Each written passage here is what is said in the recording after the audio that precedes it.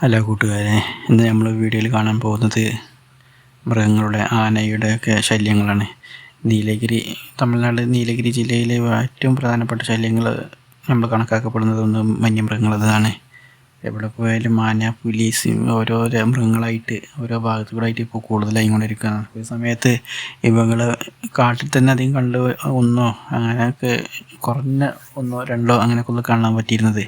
ഇപ്പോൾ എല്ലാ മൃഗങ്ങളും കാട് വിട്ട് നാട്ടിലേക്കൊക്കെ ഇറങ്ങി പകൽ പോലും ആളുകളെ ആക്രമിക്കലും വണ്ടി നാശാക്കലും ഒക്കെ ആയിട്ട് ഇപ്പോൾ ആനകളുടെ ശല്യം വളരെ കൂടുതലായി കൊണ്ടിരിക്കുകയാണ്.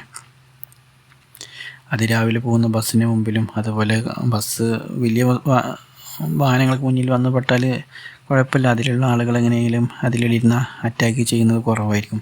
പക്ഷേ ഈ സ്കൂട്ടർ, ബസ്, ജീപ്പ്, കാറ് അതുപോലത്തെ ചെറിയ വാഹനങ്ങളൊക്കെ പോകുന്ന സമയങ്ങളിൽ മുന്നിൽ വന്ന് പെട്ടാൽ എന്തും സംഭവിക്കാം. ആളുകൾക്ക് രക്ഷ ഒന്നല്ലെങ്കിൽ ഓടിയാൽ തന്നെ പിന്നാലെ വന്ന് അറ്റാക്ക് ചെയ്യും. അങ്ങനെ പല മരണങ്ങളും സംഭവിച്ചിട്ടുണ്ട്. വയനാട്, പ്രത്യേകിച്ച് ഗൂഡല്ലൂർ സ്ഥലങ്ങൾ, വയനാട് ജില്ലയിലാണെങ്കിൽ ബത്തേരിയിൽ നിന്ന് വരുന്ന ഗൂഡല്ലൂർ ഭാഗത്തേക്ക് വരുന്ന ഭാഗങ്ങളിലൊക്കെ വളരെ ഡേഞ്ചറായ സ്ഥലങ്ങളാണ്. അതുപോലെ ഗൂഡല്ലൂരിൽ തന്നെ ഉൾപ്രദേശങ്ങളുണ്ട്, അവിടെയൊക്കെ വളരെ ശല്യം കൂടുതലാണ്. മരണങ്ങൾ ഒരുപാട് നടക്കുന്നുണ്ട്. അതൊക്കെ റിപ്പോർട്ട് പ്രകാരം ആളുകൾ സമരം ചെയ്യും. എന്തെങ്കിലും ആന അറ്റാക്ക് ചെയ്താലും മരിച്ചാലും ഒക്കെ അവിടെ വന്നിട്ട് ജനങ്ങൾ റോട്ടിലിറങ്ങി സമരം ചെയ്യും.